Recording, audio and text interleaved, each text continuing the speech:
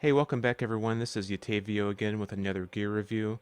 This time it's of the Roland EF-303 Groove Effects Processor. Essentially what this is a DJ-oriented effects processor, but it's also kind of a Midi unit. You can use it as a synthesizer and as a drum machine. So it's a lot of stuff packed into one small package. It came out around the time of the Chord Chaos pads and other kinds of plug-and-play DJ sort of live music focused, BPM focused audio effects processors. This one, the 303, sets itself apart from things like the Chaos Pad. Instead of having an XY sort of matrix, it's got 16 steps of settable parameters, which we can tie to effects parameters, or we can use it in synthesizer functions, which I'll show you in a little while. But first off, the thing that most people know about this thing is that it obviously does audio effects, and this is what it sounds like. I'm going to be running my Analog 4, just some preset patterns through this so you can get an idea of some of the effects. First off, we have some filtering.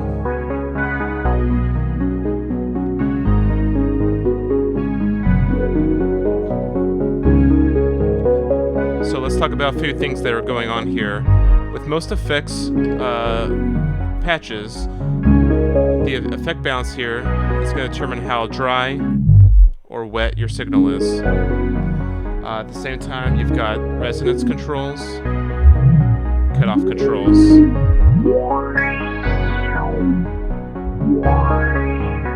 can control what frequency the effect is processing. So now it's just high, now it's just mid, now it's just low frequencies, now it's all of them. You've also got oftentimes an LFO that's going to be affecting, like in this case, cutoff.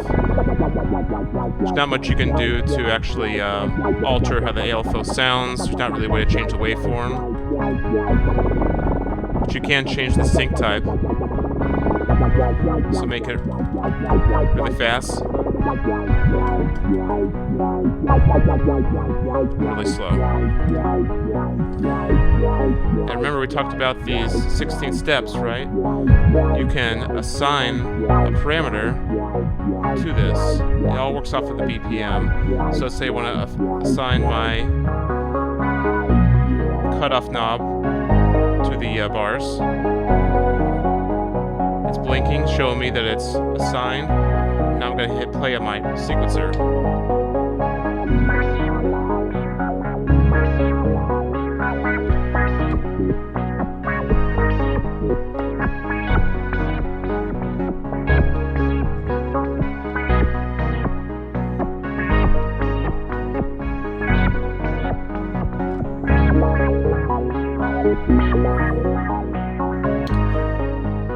So you can see you can get some interesting performance results out of that. Basically tying a knob to this system of sequencer steps.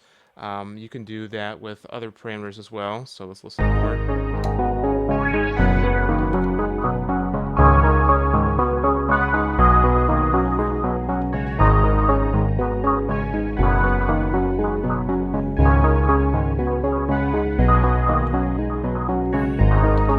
You can even do it for the rate of the modulation.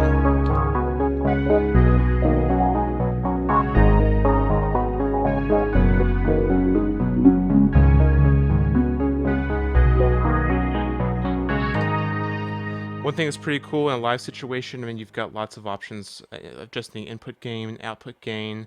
You've got on the back here, you can select what line, whether it's a vinyl deck, whether it's a microphone or line input, which is what I'm typically using.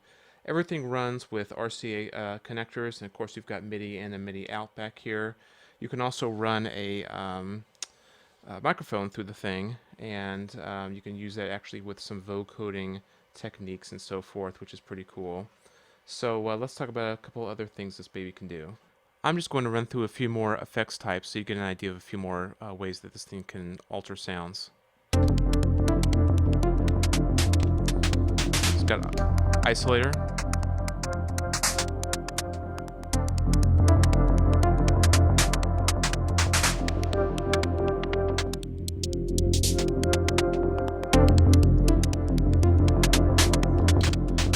One thing that's nice is that this toggle switch over on the right affects turning on the processor itself. So you can flip it on to have it just stay.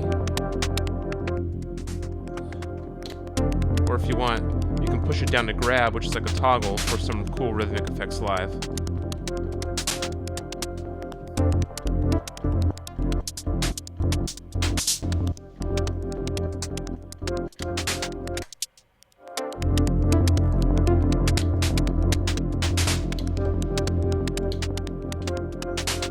There's flanger.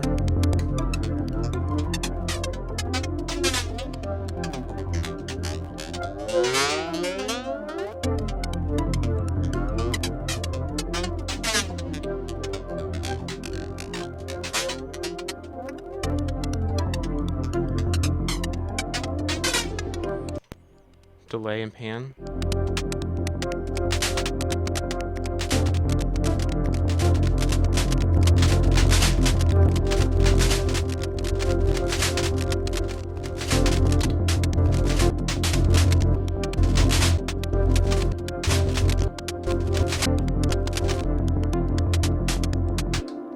Reverb.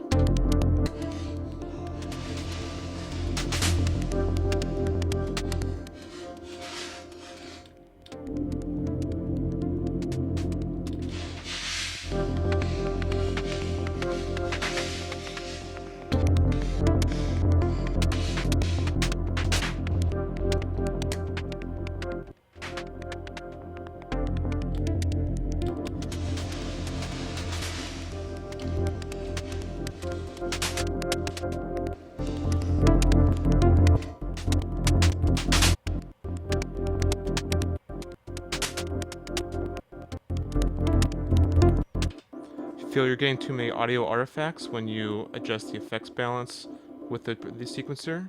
You've got a cool little function here, smooth. We can turn it on, and now it's going to sound smoother.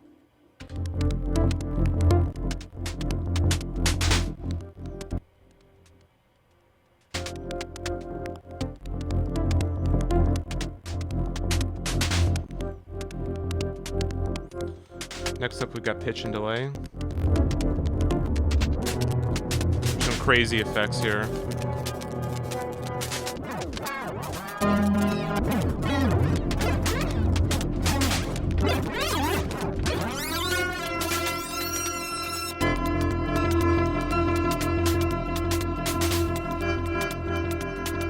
So this thing really lets you get creative with even kind of mind-bending weird results. It's very visual, pulling these toggles up and down to kind of make a sequence of an effect, tie it to a sequence, which is pretty cool. Slicer and pan now.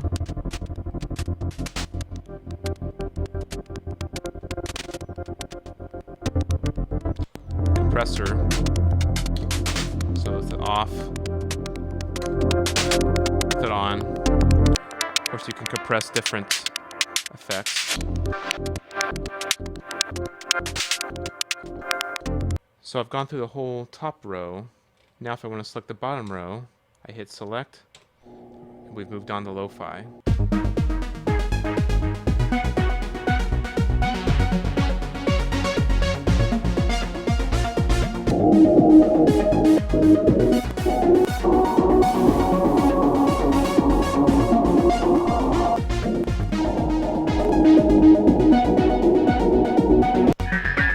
Ring mod now.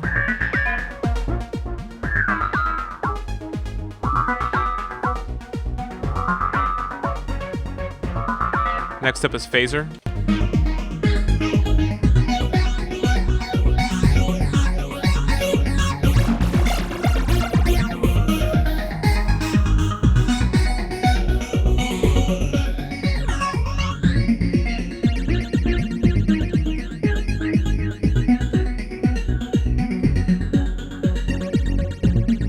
This shows off how the sync type can really affect your process here.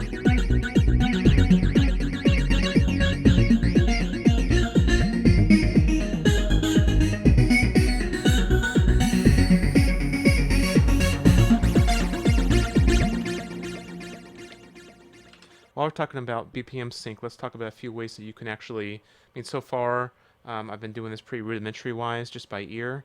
You can of course tap your tempo in, so.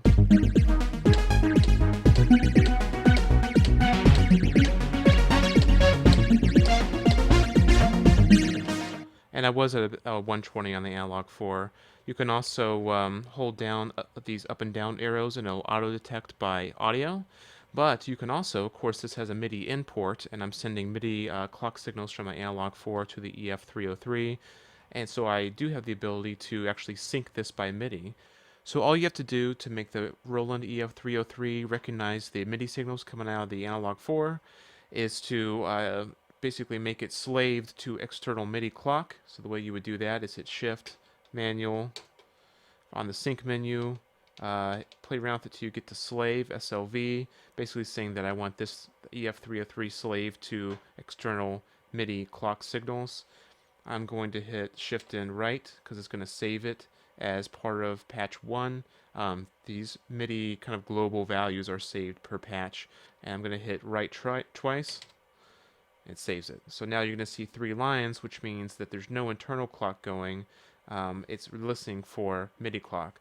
I also have my analog 4 set up to where it sends transport controls, so it's going to send a play message to start the EF-303's sequencer. So let's watch.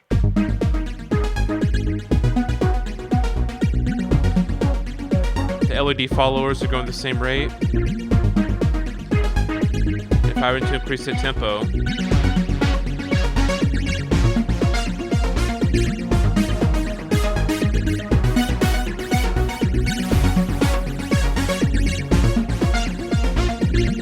you also have the ability to change how the LEDs will flash, so in what direction the sequencer goes, and it looks a little bit like this.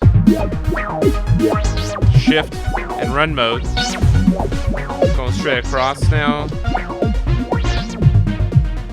Going once. That's it. Going step by step.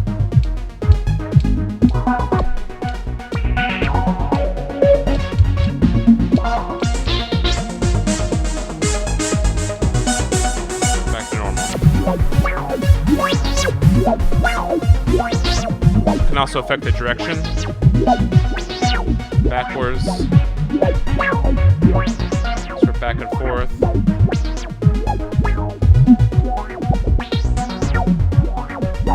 Back and forth go the other direction. And then totally random.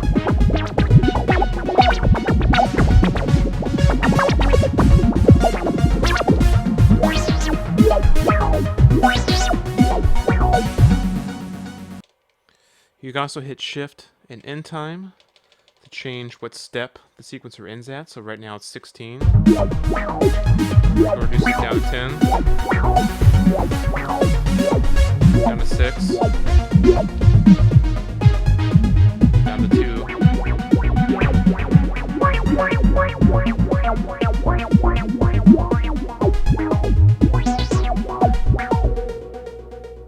When all the way at the top, the steps are silences. When you bring them all the way down,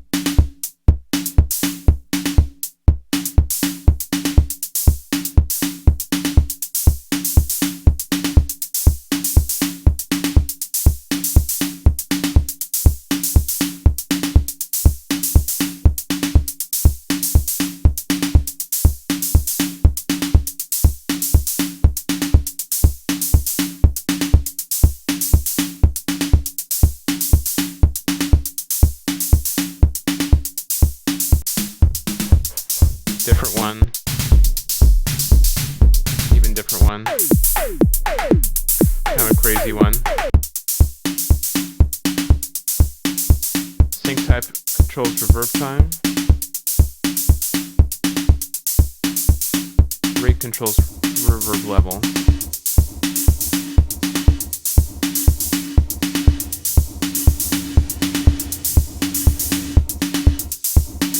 So you can get some weird sounding reverb slices here. Cutoff controls the snare level.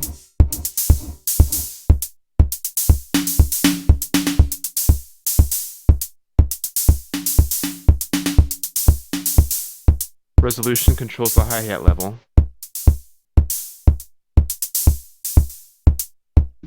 Effect balance controls the volume of the whole thing.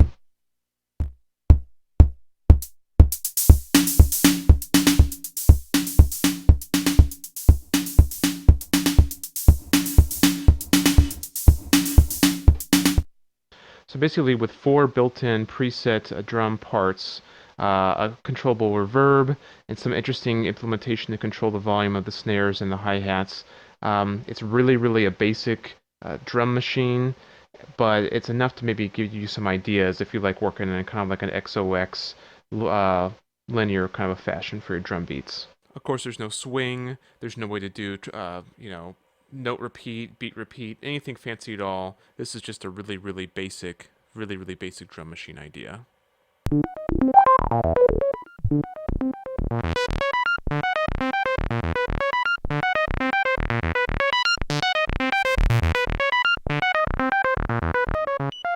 So just like with the drum machine, effect balance controls the volume. But here resolution does control filter resolution. Cutoff controls filter cutoff.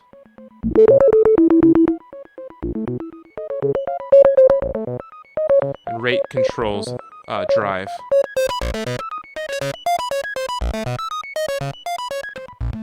So what this is, I guess, is basically a takeoff of the old TB-303 synthesizer. I mean, you're not going to fool anyone who has one of those, but it gets you in the realm of the TB-303 with that acid-style bass.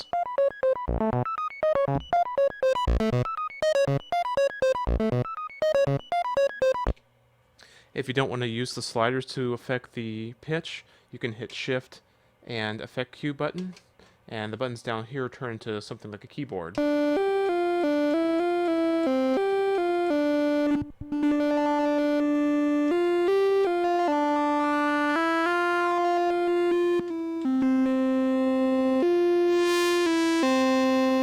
And of course you control the octave as well.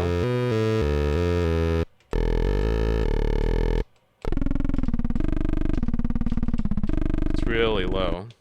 And then up.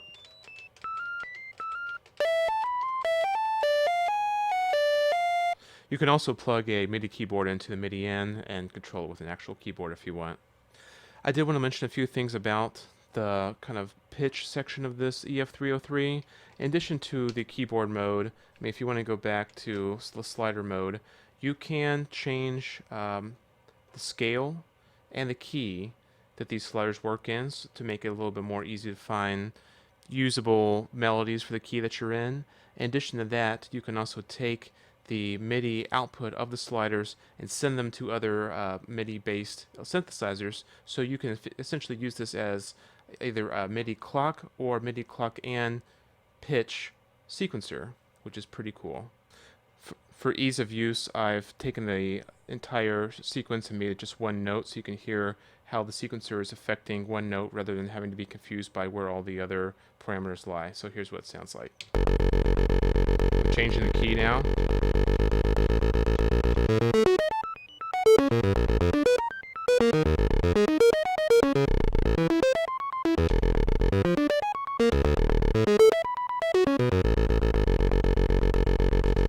Now I'm going to change the scale. So it was on chromatic.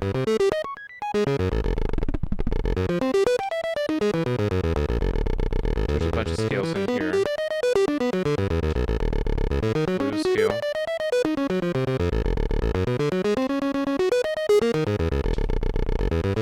Honestly, I can't tell exactly what each of these are because of the fact that they're these scrambled abbreviations. If you look in the manual, it'll have an exhaustive list. And the cool thing is, With these scale functions and these key functions, not only are you affecting the pitch of the internal, takeoff of a TB303 bass synthesizer, you can actually take MIDI signals and send them to other external MIDI gear, so you can use this as a melodic MIDI sequencer. I would say in the way it's used, it's a little tough to get something that meaningful in terms of, hey, I'm looking for a particular melody. But where it shines more because of these sliders is just kind of messing around with it, sliding these things around until you find something like a groove that sounds kind of cool. And it's an interesting tool because you may come up with melodies that you wouldn't have otherwise. So it's hard to come up with a completely exhaustive list of features for the EF-303. It can be an effects processor, it can be a sequencer, it can be a drum machine, a bass synthesizer emulating the old TB303. You can use it to modulate your other, sequence your other synths. You can use it as a vocoder. Unfortunately, it only takes mic input with a 1/4-inch jack, and I don't have the proper equipment to demo that right now. But essentially, you can just send the signal from one synth in to vocode it with a carrier signal of your, or the modulation signal of your voice. So it operates as that. It can do all kinds of things in one box, so compared to other effects processors at the time, it's definitely superior in terms of features. In terms of usability and fun, I mean, I've used this thing live a lot of times, and it has big, thick knobs. It's fun to do those grab kind of pumping effects. It's fun to mess around with the sequencer live. I will say, if you run your entire mix through it, I've noticed it's real easy to come up with some kind of wolf sounds you would maybe not have wanted. The filter especially can get really aggressive really quickly, and can really lead to some big, huge, kind of abrasive sounds if you're not careful or know what you're doing. This thing does allow you to save patches, and there's banks of patches to save. So I probably recommend finding some stuff, some parameters that work well for your setup, and saving them as patches. Also, honestly, the big thing that makes this a little bit more difficult to deal with is this 4-digit little readout here. When I'm going through looking at scales, as I just sort of mentioned, like it's really impossible to tell from this little readout what exactly that you're looking at.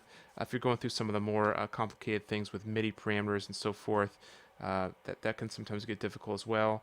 That seemed to be a big thing around this time with audio equipment manufacturers. Korg did that a ton.